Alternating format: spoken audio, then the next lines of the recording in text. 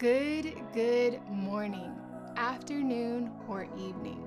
What a truly beautiful day it is. Wherever you are, welcome, welcome, welcome. I am your humbled host, Tony Serrano, and this is the Ph.D. in me.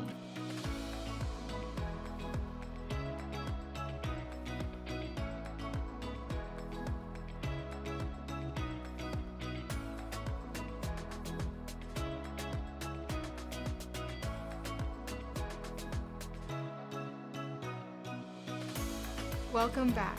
This is the Ph.D. in Me podcast. So with every episode, you will grow closer to who you are and learn to navigate life confidently. So class is in session, except you're not the student and I'm not the teacher. You already know all the answers that you need for your life, and I'm simply a guide to ask questions that I've asked myself, to share insights of my own personal journey to my highest self. And today I'm talking about growing pains. Yes, growing pains. Because no matter what you do in life, whether you're trying to grow physically stronger, or maybe with a partner, or pursuing your passion and your career in life, there's going to be growing pains. Just as growing up as humans physically, there's always growing pains. So at every step of the process, there will be pain. And today I'm going to talk about that. So let's just jump in. There's no really big lesson here today, other than I am just sharing my raw, authentic, vulnerable self. This journey is not so easy. There's definitely lots of help out there. As you can see behind me, there's lots of books that you can read to help with personal development, that can help with healing. But ultimately, when you actually say, okay, I'm going to commit to this process, you learn so much about yourself. And that's why I call myself the humbled human, because I am humble. I am humble because I'm not perfect. I'm humble because I'm honest, and I'm humble because I'm impatient. I know that I have traits and qualities that they're not good or bad. They just, if I stick with my impatience and I let that define me, I'm going to get results in my life that I don't want. I want results where I can be at peace. And peace and patience don't necessarily go together. Again, there's nothing wrong with your emotions. There's just a habit or behavior that is causing an unwanted result in your life. So it's normal and it's okay. Today, I wanted to share that just this past week, I was angry. Yes, it's true. I may seem calm and strong and really chill, but I still get angry. And what I was angry at is the idea or the mentality of our culture. And it's not someone's particular fault, but it just angered me. So without trying to sugarcoat or say this in a polite way, this is the most raw, authentic conversation we're going to have, because it's something that is present with me right now, of this year, of 2022. This is their deep conversation of 2022. So I'm just going to read a little bit of my notes and we'll go from there. It'll be very casual, so just keep an open ear and let's go. So yeah, growing pains. I'm going to give you an example. So growing pains can be when your body is growing, obviously, your muscles and your bones are changing. So you can physically have knee pain or leg pain when you're getting taller. Now, when you're getting emotionally growing, this could be in a relationship. You're learning about yourself. You may be cool hanging out with yourself, and you may be in the honeymoon stage with your first relationship. The honeymoon phase is everything is fine. Everything is beautiful, actually. Everything is so fun. It's so passionate. It's fiery. There's nothing wrong in the relationship because you're just in love and you're just maybe just a little bit blind and naive, and that's okay. But that honeymoon phase lasts about, I'd say the first 3 3 years. It could be shorter. Sometimes it's only 6 months, and then you get to know the person and you're like, I don't know if I'm gonna, commit to all of it, because you start to see and start to reveal, because in every relationship, whether it's a friendship or even with your boss, everyone's gonna put on their best show, their best persona, and you're not gonna see their flaws until the going gets tough. That's when you see what someone's made of. That's when you see what you're made of, when the going gets tough in life. Not when things are going great, but when things are going bad. How do you act? How do you react? How do you respond? Do you have healthy coping mechanisms? Do you try to drag someone down with you? Do you just forget everybody else and save yourself? So all of those things, in the time and place they can be used. Everything in life can be beneficial at some point, but life is all about moderation, not just one-sided. Life is about balance, and with IOME Life, I always talk about balance, and balance is seeing where both sides can benefit you, but finding moderation and using them in different times, different place, and different scenarios. So with that, growing pains, you are going to get growing pains at every step of your life. When you're in a relationship, if you really want to make that relationship work, if there's chemistry, if it's worth it, if there's value that the other person brings, and if they are open to honor you, to honor who you are, to not make you do things that can jeopardize your health, or jeopardize your safety or the safety of others, jeopardize just your well-being in general. If they're a good, healthy person to have in your life that you want to share life with and spend time with, then you're going to have to recognize the person that they are and learn how to love them and learn how to communicate, to really communicate and say when your needs aren't being met, or communicate when you see them struggling. You see them struggling and you want to help so much, but you don't know how. And maybe they get angry or lash out at you. So you're going to get these growing pains throughout life no matter what. As a parent, you're going to have to swallow your pride and your ego, and you're going to have to realize that your behaviors, your unconscious, subconscious behaviors are being passed down to your child. And when they act out in a certain way, well, who's the primary caregiver? So you have those growing pains. And the beauty of today, even though I was angry, and it's okay, first of all, to be angry. I was actually so angry that Angel, my partner, mentioned that I was shaking. And part of that comes from a childhood of not being heard or not being seen, not feeling loved and not feeling enough, like I was good enough and that I had to do more things. So the anger, before we go through growing pains, is that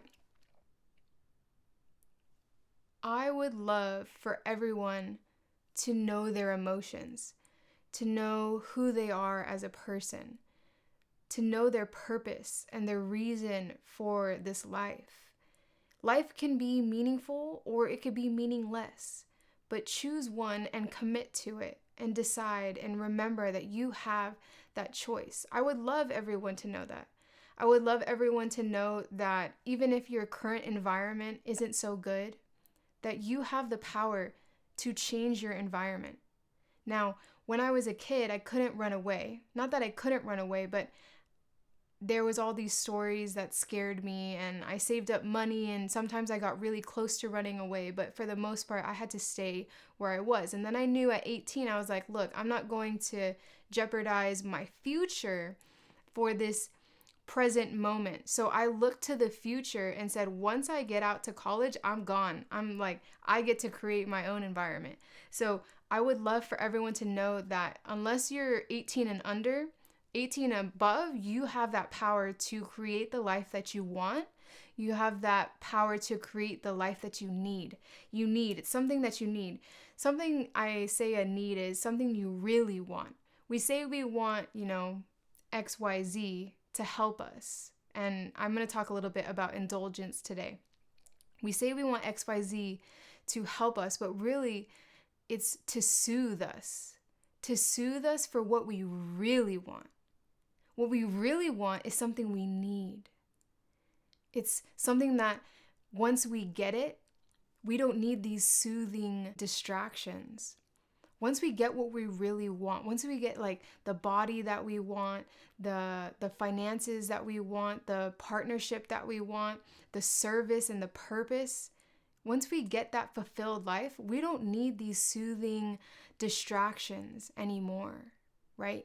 So I would love for everyone to find what they really want in life. And that's a need. And when you can get your needs and your wants to align, it's the recipe for a very fulfilling, very peaceful, very graceful, very blessed life.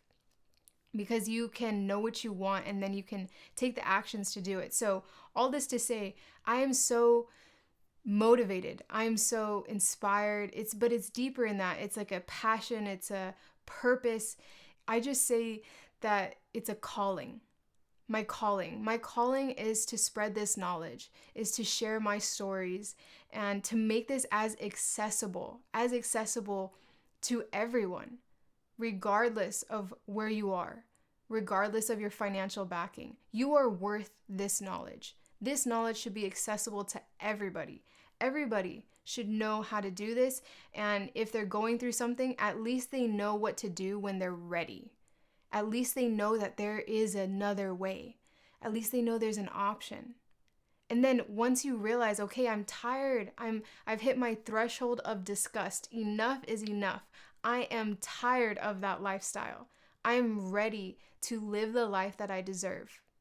And then to know what to do, that's what I am so passionate about. That is what my calling is. I just have to leave all the tools on the table, all the tools that I could know that you can live the life that you were intended to live. And we just have to remember like, why are we here? Remember our inner child.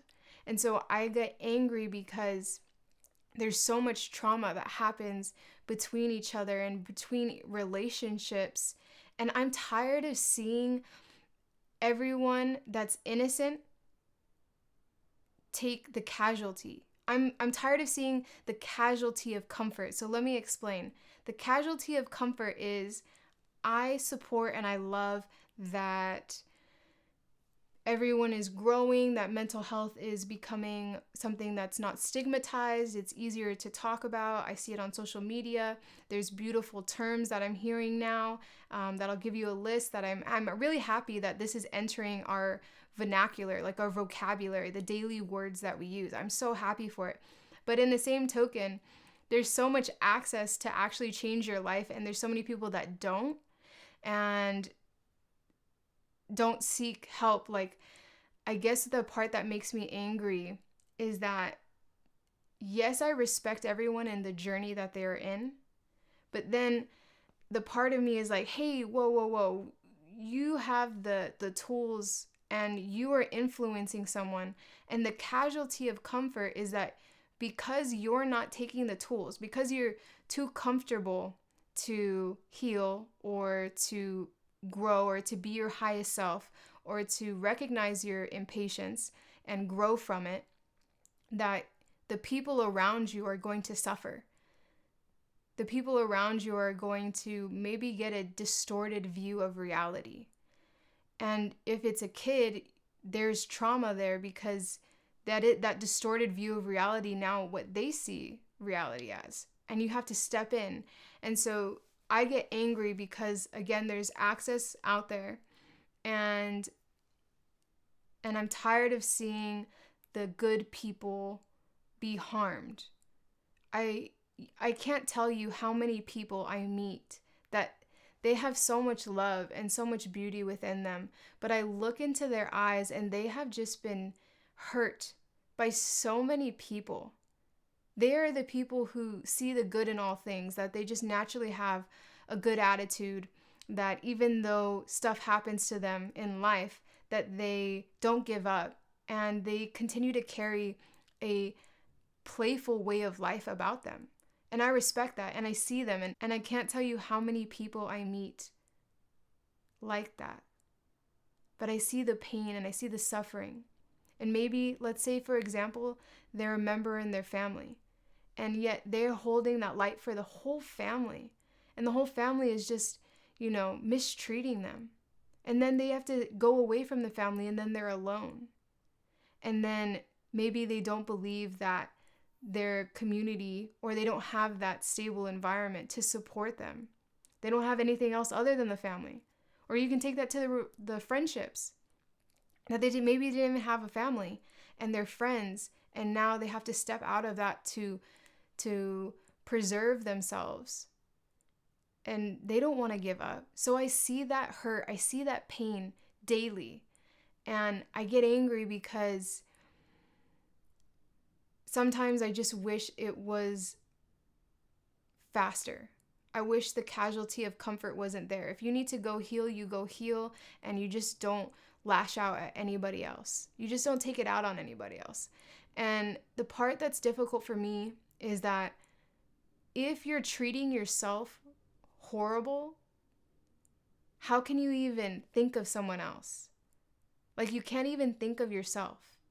And that's what has to bring me to terms. So I wrestle with this idea. I hope you feel that my intention is not bad with my anger, but my intention is for love and light.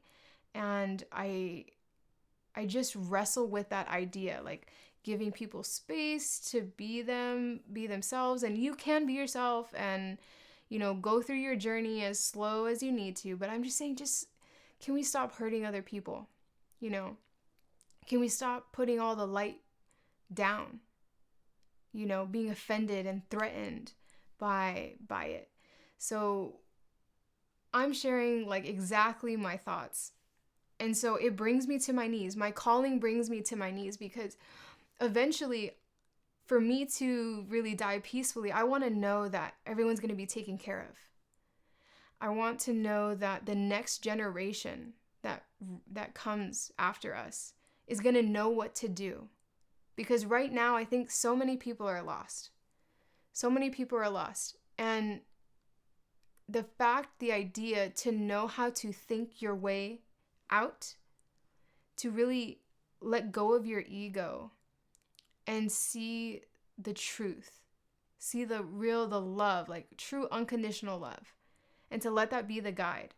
I just feel like if I'm going to retire one day and, after writing books and teaching master classes and speaking, I just want to know that this next generation is going to learn their lessons and learn from our mistakes.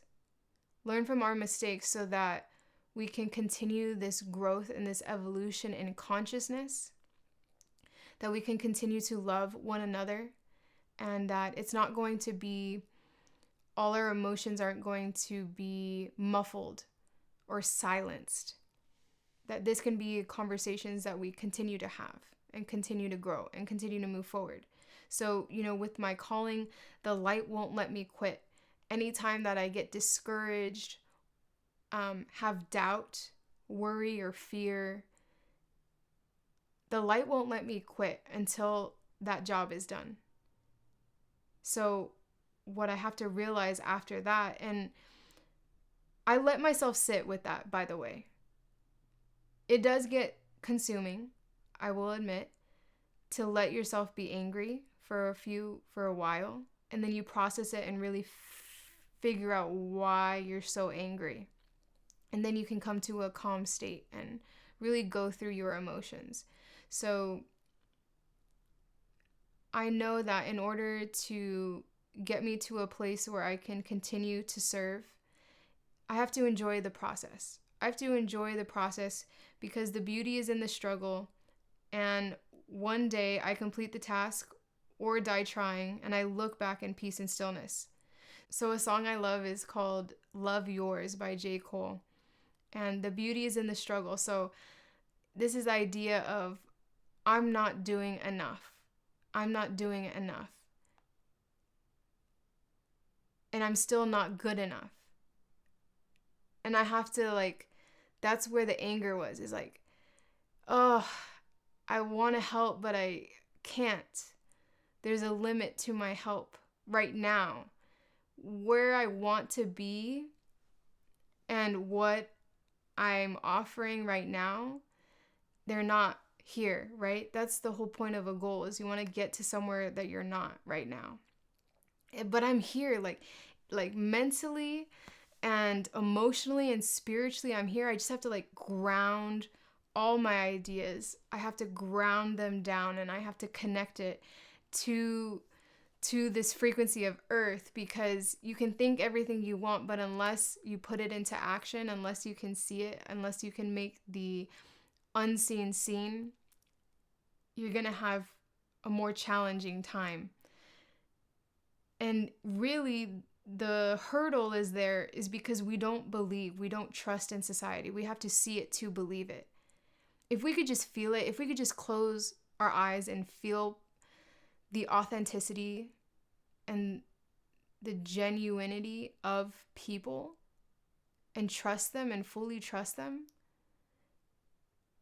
then all this trying to convince people that they're the answer that they need, it would be easier. But there's so much trust issues out there, and there's just so much trauma. So like, I understand why, but it's hard for me to want to do so much about it and be restrained in the time.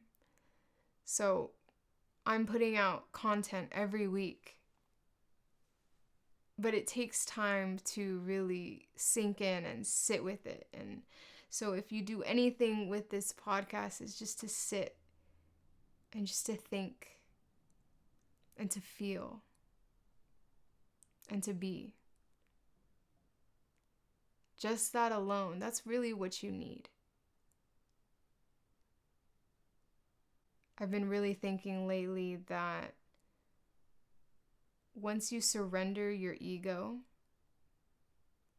and once you deal with your cross to bear in life, then you are liberated, then you are free. No ego means you can't be embarrassed or humiliated, that you own your stuff, that you take accountability and responsibility for your life, and you have gratitude, and you have grace. When you deal with your cross to bear, it's something happened to you, something big happened to you in your life, and you can let it bury you, you can let it define you, or you can learn whatever lesson is in the cross to bear and then grow from it and let that serve as your purpose in life, or just a way to see the beauty in all things. That it's not about what happened to us, it's that what do we do in spite of it. When you can do that, you're just fully liberated, because again, you have no ego, so you welcome everything. There's no trauma because you are conscious, you are aware of your surroundings, you have a deep trust, and you know you're going to put yourself in situations that are going to honor your highest self, that are going to be just for your highest good and the good for the people that you love. And you love without conditions, and you love openly, and you love everyone, and you love everything. So if I were to have all of that in one day, I laugh at myself, because the process, I guess the enjoyment is the struggle to get to where I can fulfill those needs. I can fulfill those dreams and those goals. Part of me thinks, why should I struggle? And I think that's my ego. To be in pain, to always be shooting for something. There's a lot of times where I just want to be at peace all the time. All the time. And I've healed lots of my trauma. So now what is life that's not filmed on a camera? What is life that's not shared on a phone? What is there to life? And when I go do those things, that's what retirement is to me, is to do those all the time and to not let anyone know about it other than the people that are closest to me in my relationships, with our son, with our family, friendships. Like, those are the people who need to know anything about me. But I just know that there's so many people that are struggling. There's so many people that have trauma, unhealed trauma, unresolved challenges in their life. And it's really like our habits, our behaviors are creating an unwanted result. It's not something like us as ourselves individually. There's nothing wrong with us. There's nothing bad about us. We love. We are curious. We wonder. We're open. We're excited. We wake up every day with just a fresh outlook on life. We're not jaded. But then our habits that maybe we inherit from our family or from society or just, enculturation and conditioning, whatever that was around, if it doesn't serve our highest good, who we are authentically, genuinely, then that's how we get so far off base and our needs aren't met. And what we really, really want in life, it doesn't satisfy us because we go for what we want, what we think we want, what others want, what others have programmed into our brain to want.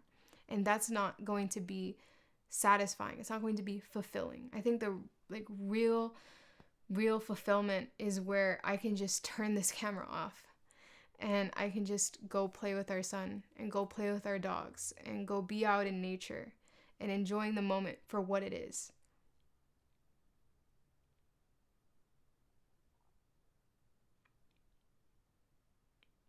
So part of me doesn't want to struggle in this process.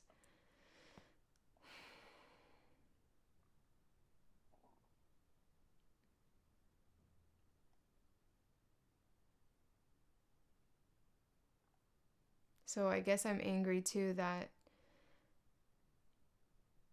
I can't do both right now, or that I don't know how to do both, and I'm trying to learn. I'm trying to learn how to clock out from such a deep calling to help others and to experience the present moment of life.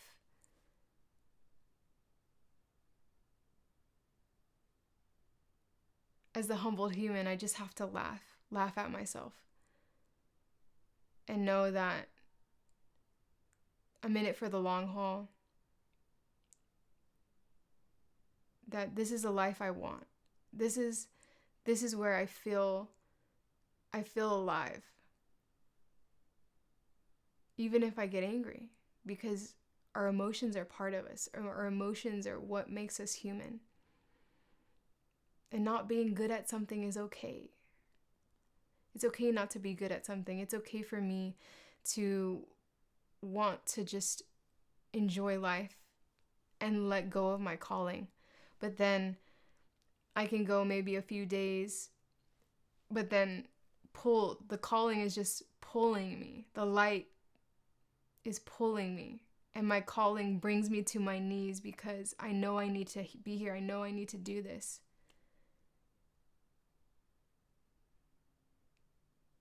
And I want to enjoy this process of doing it.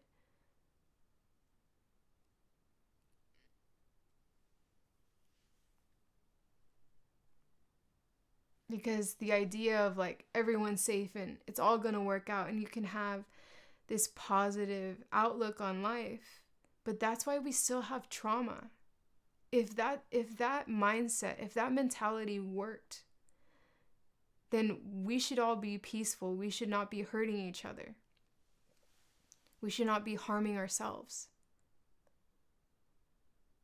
So it's not something I can just trust anymore. I have to make it happen. And the martyr mentality, a martyr is, well, no one else is going to do it, so I have to do it.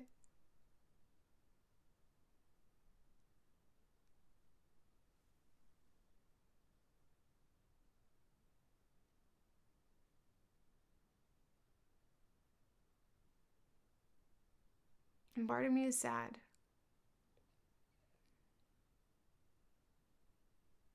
I'm sad.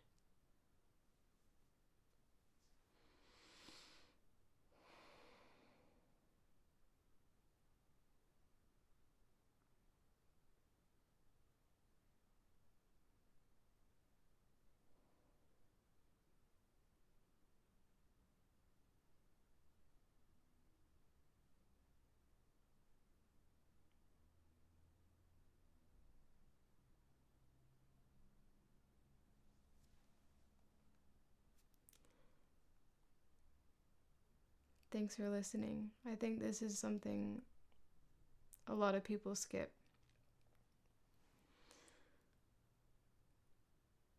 A lot of people skip this part because maybe it's the quote unquote ugly side. Because if you see this, maybe you won't want to create the life that you're worthy of. Maybe it's just better living where you are. And I like to think of the analogy of building a house. You can go be and live in a house that someone else has made, but you have to be at that location that it's made at. If you ever build your own house, you get to choose where you want that house. You get to choose the layout, the style. You get all these options to choose from. And when you're done, that's your house. So you're going to have that labor, that growing pain, regardless in life. So let it be the life that you create. Let it be the life that you want, that you decided, that you chose, instead of creating a life for someone else. And I know it's hard to leave that life because we've been conditioned to take that life, but that life is not quality. That life is not real. That life doesn't serve your highest good.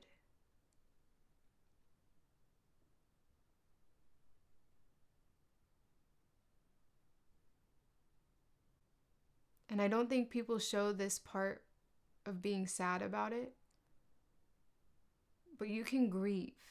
You're allowed to grieve. And I'm grieving because we've been conditioned to take shit. And the mother in me, the feminine energy in me is like so angry that we would take shit, that we would accept lower than what we're worth, than what we deserve.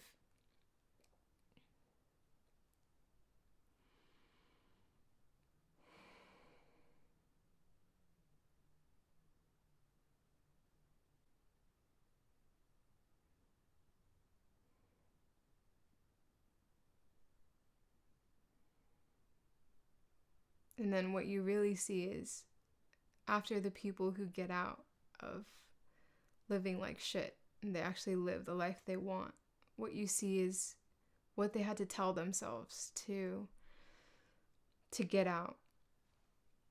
And you see the end result of that, but not the steps leading up, where enough is enough. You hit that threshold of disgust and you're like, yeah, well, I'm not going to just sit and watch anymore.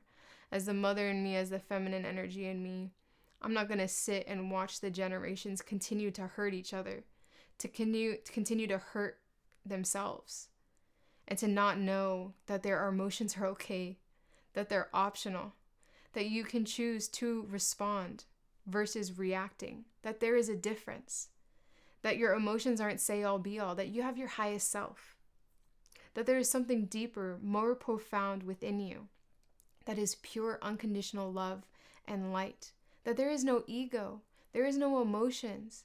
It's just, this is life. The seasons change, the trees die, and then they grow again.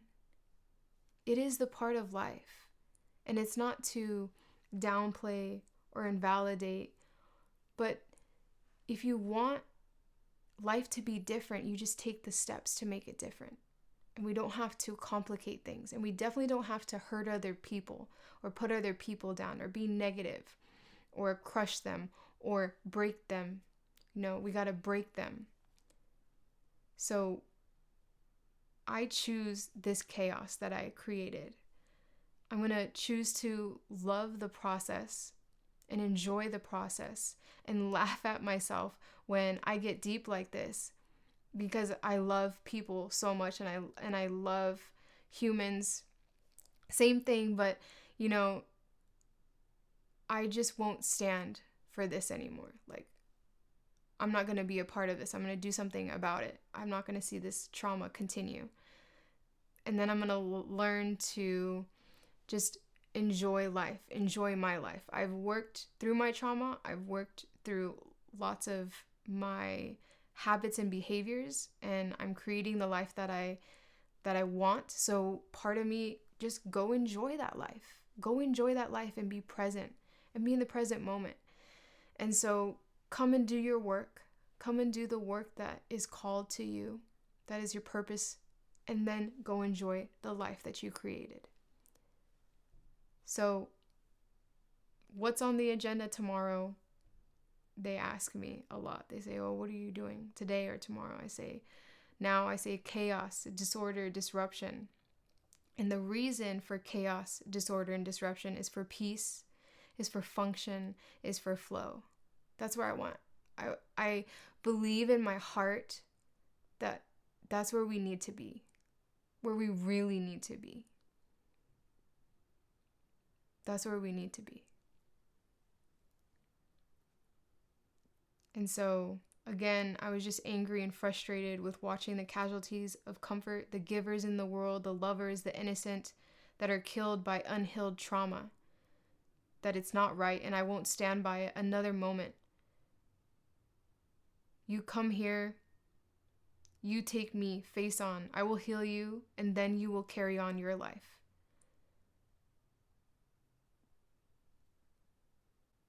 So the part that's frustrated also is that it's not enough, and part of me feels like, oh, let it be enough, and the other is like, we could do better. So what I mean by that is I've come so far in my family. Just to have physical health is a milestone in my family. My generations have diabetes, heart attacks, strokes, high blood pressure, anxiety, depression, alcoholism, addiction, overweight, obesity, heart failure. There's all of these physical conditions that are within my family. Could that just not be enough for me to be healthy? For me to know that my body is honored and respected, and that if I need to go run outside, I just go run outside, that what the physical movement does for me is for my mental and my emotional and my spiritual part? Is it not enough to just have health in my life, to be healthy? And I keep going with that. I keep running with that, because then it's like, okay, financial freedom or financial literacy, that has not been in my family. Both sides have a more distorted view of money, and that money is evil and these ideas. But financial literacy is just having a plan so that you are provided with the basic necessities. Food in your mouth, roof over your head, and maybe clothes on your body, even though, to be honest, in our household, that doesn't really apply. But, could that not just be enough? That what we're doing now, we will be able to retire very young and be able to spend time with our family and to raise our own children. Could that just not be enough? And I go and I say, oh, but it could be better. And support and living the life and honoring the call, my purpose, what I am, just my innate capacities and capabilities, and maybe the reason why I took this incarnation. I feel also that I have enjoyed so many other lives where it was the carefree life. But the carefree life is not helping the trauma that is present on this earth right now, where we're hurting each other and harming others and harming ourselves. So I maybe took this incarnation that I'm not going to live a carefree life. I'm going to live an intentional life. I'm going to be very intentional, and I'm going to help. I'm going to help. So what I have to do is just invite grace. I have to invite laughter. I have to invite play. Remind myself why I'm here. So that I avoid burnout, avoid paralysis. So the reason I'm here is that I ain't going nowhere. I'm going to be right here. This is what I do. I write. I'm a passionate philosopher, mother, emotions and physical and mental and spiritual well-being. This is just, I'm not going to be anywhere else. So that's why I remember that I have a compelling reason not to get burned out. And, this is where I'll be, trying to heal and bridge the gap between you and me. My ego and myself, my wants and my needs. The space between that separates you from me. We are one, we are love, and we are infinite. And I also need to celebrate myself. Celebrate that, yes, I have transcended the trauma, the transgenerational trauma in my family. Yes, the cycle ends with me. I have broken the cycle. I have interrupted the pattern. It ends with me. So celebrate that. I tell myself, Tony, celebrate that. Yes, you did work. You did progress. You made improvements. But then that little tiny voice is like, okay, but this is where I'm going to end up the day I die. And this is where I still am. Yes, I have came so much from where I started. Yes. But I still have a good amount to go. So one way to just consolidate and process and move through, not around, not under, move through the challenges, is by celebrating where I've been. It's okay. It's okay to indulge. I think I restrain myself a lot because in yoga, there's this idea of surrendering the ego, and the ego doesn't want anything. But again, I'm still human. The ego is a part of me, and indulgence. So I restrain myself. I restrain myself from maybe sweets or sugar. I restrain myself from sleep. I restrain myself from cheering for Tony, good job, because the ego, I don't want to indulge the ego, okay, because now everything's okay, I can be comfortable, or my shit don't stink. I want to make sure I'm humbled, not make sure that I'm humbled, but just to be humbled, because I feel better when I'm humbled.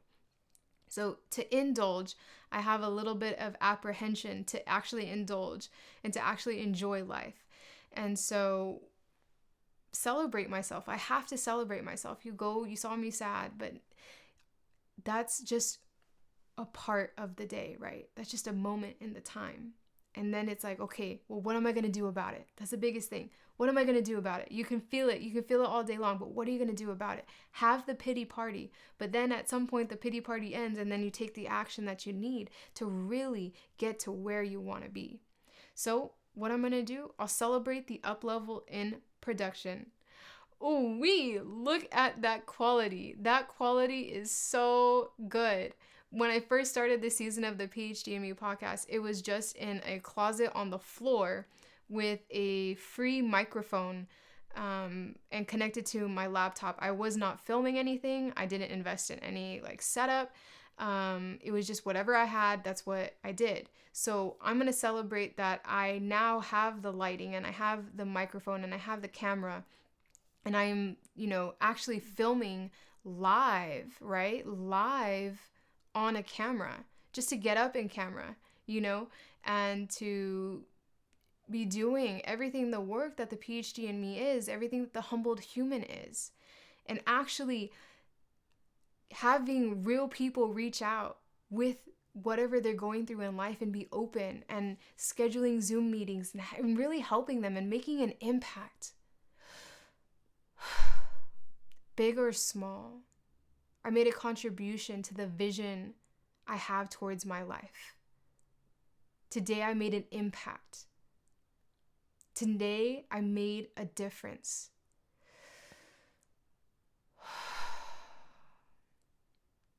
And I have to celebrate that. I have to celebrate that. And live in that.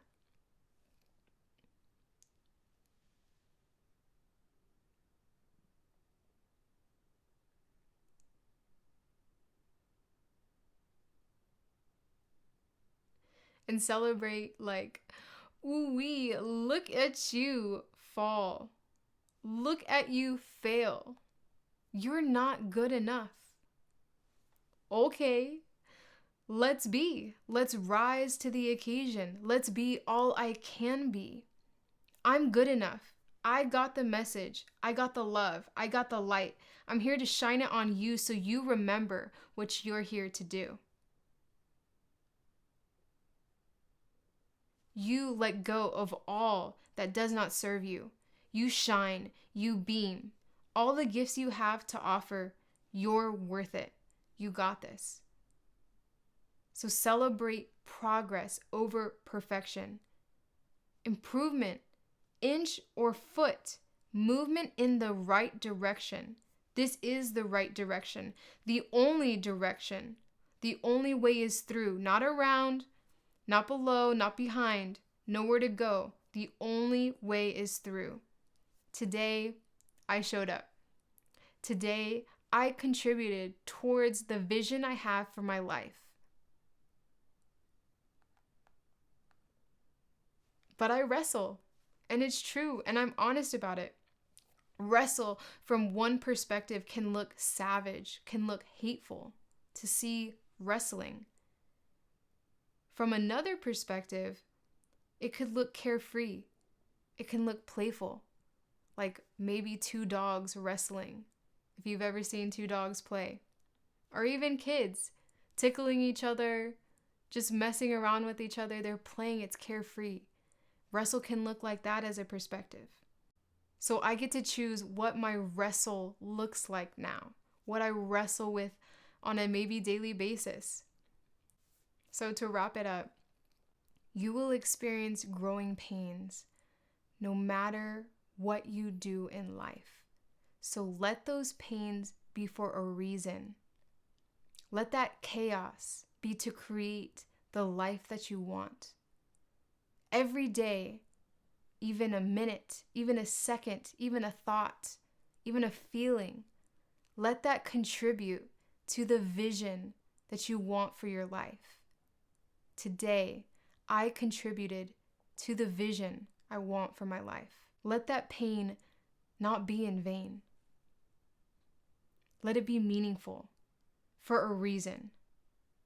There's positive pain like eustress and stress. Eustress, EU stress, is something that helps you to grow and to be better and something that serves your highest good. You're healthier because you put eustress on your body when working out. You're not healthier when you stress on the body image and the result of that, and you obsess over what you look like. Eustress is so that your cortisol, the stress hormone, goes down when you work out.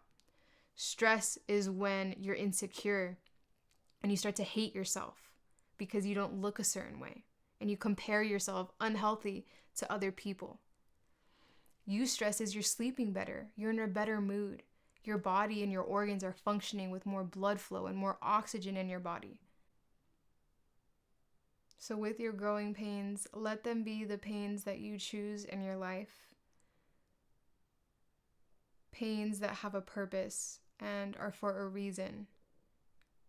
Where you know, this is what I want, this is what I need, this is what honors and serves my highest good. So thank you for your time here today. Today, you grew closer to who you are, and hopefully you can learn to navigate life confidently. So in light and love, namaste. Have yourself a beautiful, bright day.